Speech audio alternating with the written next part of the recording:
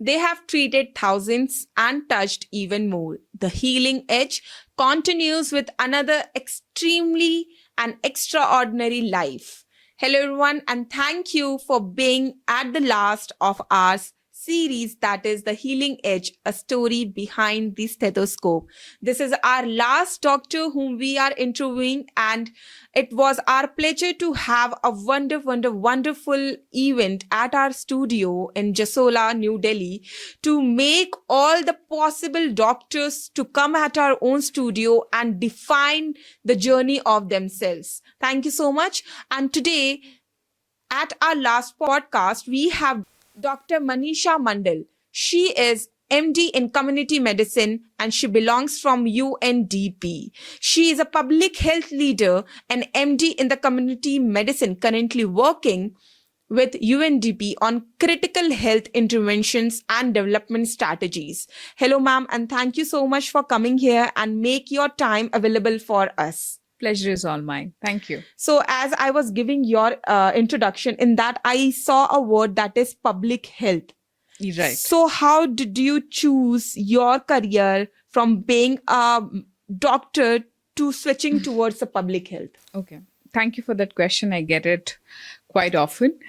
I think I would like to answer that as a very young lady posted in a district hospital, government medical hospital, I had a defining moment in my journey. I was posted in my pediatric posting, and in that I had this, I think, epiphany that a lot of health outcomes is not just dependent on interventions, not just on medicines and treatment per se, but also a lot on infrastructure. Yes. And how health systems operate, and that intersectionality of it. Exactly. Right. And that sometimes defines life and death.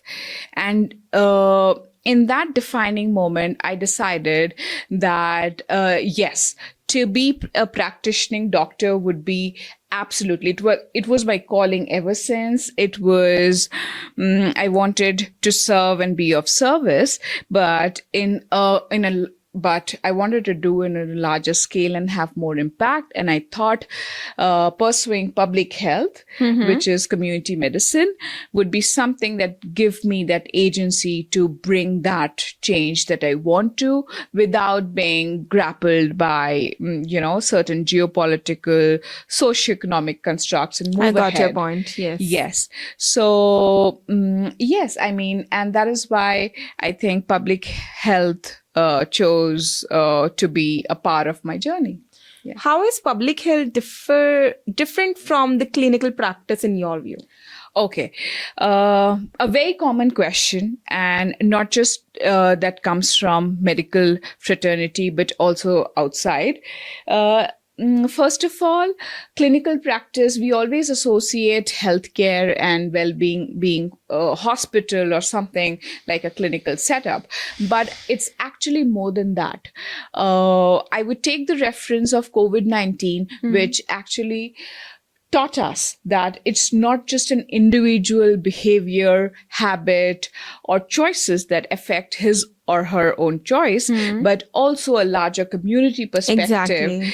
And what infrastructure is present, what is happening, what are the finances that are going towards it, what are the resources available, and etc. And even the political willpower. So, and that's cross boundaries, right?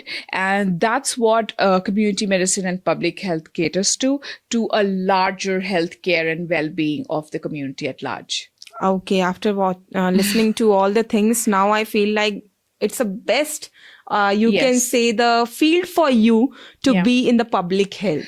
Absolutely. I think ever since I've landed day one pursuing MD, I did it from AIMS New Delhi. I mean, I knew that this is what it is. Exactly. And I think, I had that moment. So how is your journey working with your association or organization called UNDP, and how it has shaped your perspective towards health? Okay, wonderful question. I have been very lucky and fortunate to work with such reputed organizations and work not just firsthand, but on the field with frontline workers Yeah. and give the service that is actually a basic human right for every citizen of India. So, working with these organizations, first of all, gave me a lot of fulfillment and reward that I'm able to do that. It did come with a lot of challenges and sacrifices because when you serve, you also have to give away your own privileges that you've been born with. You get posted in an aspirational district, and the water is not sanitary. There are the healthcare that you would like to be having. It's not present there. So in this Yeah. only, I would like to add, what are the challenges you are facing in life being in the public health?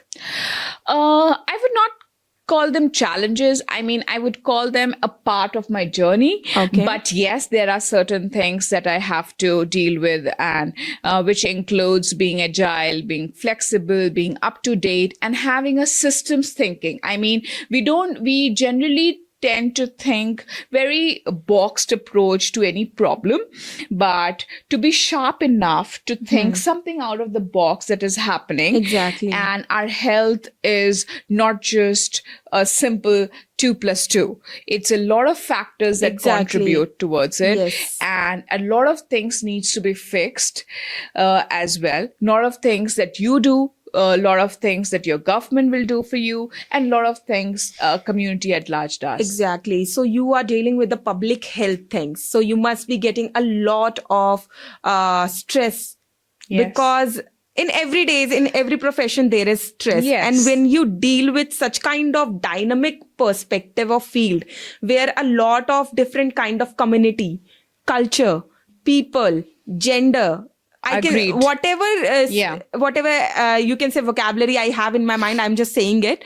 But whatever genre you feel you face it's different. them, it's very different. And to tackle that stressful life from being just you, Manisha, who is sitting on her couch having a cup of coffee or ice cream, watching TV, how do you make yourself isolated from that stressful life? Okay, so there are two things. When I'm working for them, I am a part of them. So I generally take up their own challenges as mine. Okay. Right? So if I'm dealing with a certain sect, certain community, certain even gender that I'm fighting and advocating for, or certain simple service care delivery, right? I am them, and their problems are my problems. Very well said. Yeah. So what I do is, I mean, when I am at work, and mostly I associate with them and engage with them in a way that I'm part of them. But when I also take time out to zone out, to also, come in touch with myself. And I think my pet helps me do that and zone out. So you are a pet mother? Yeah, a dog mom, a proud dog mom. Sorry. I mean, yes, he's a part of my journey. Exactly. And he's also done a lot of sacrifices. Sorry, I had to say that. But yes, I think physical movement in any form, walking in nature, and meditation or doing any kind of spiritual practice has also brought a sense of balance. Yeah. Because I think I would call myself little empath, and I get little affected by problems of others, and it sometimes could be triggering and overwhelming. So I tend to take a pause so that that perspective is there. Yeah. So my last question to you would be, after having such a dynamic and you can say the more concerned thing which you are dealing with, what advice would you like to give to the resident doctors, the doctors who are feeling like to switching towards the public health? Okay, wonderful. First of all, I would like to tell them the world needs you.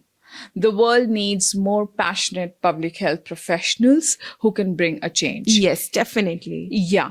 And if they think that there is a certain element in them that they can contribute in this field, they should absolutely go for it. It's more rewarding, it's more fulfilling, and it's absolutely amazing. I mean, to be able to serve and be of service. Very nice. Well said, ma'am. As she also did her MBBS, but still, when she saw that the public health is more concerned of herself, she just switched herself from becoming a practitioner to a person who goes on the field, who deals with the sex, communities, genders, and every cultural barriers which we have, to make it possible for the smoother association, for the smoother life going things. Hats off to you, ma'am, because a lot of people think that being a doctor is the most stability you will get, because everyone is, you can say, running towards the stability. But when you switch to being an intelligent person who cracked MBBS and aims to become a public health, where a lot of challenges will come up, you might lose your stability. You might feel sometimes frustrated. You might do a lot of sacrifice than a doctor. Make you a sense of doubt also, gives a sense of doubt also. So it was great that you chose your path to become a public health advisor, or you can say a person who deals with it. And it was my honor to have you and heard something from a public health, because since morning we are listening to all the doctors, their stories, but you were the one who came up being you can say, former being a doctor, then becoming a public health advisor, you can say a person who deals with it. Thank you so much, ma'am. Thank you. Thank you. Pleasure. Many voices, many journeys. One calling is to heal. On this Doctor's Day 2025, Medgate today honors not just the medicine, the practice, but the compassion they carry, the burden they bear, and the lives they uplift every single day.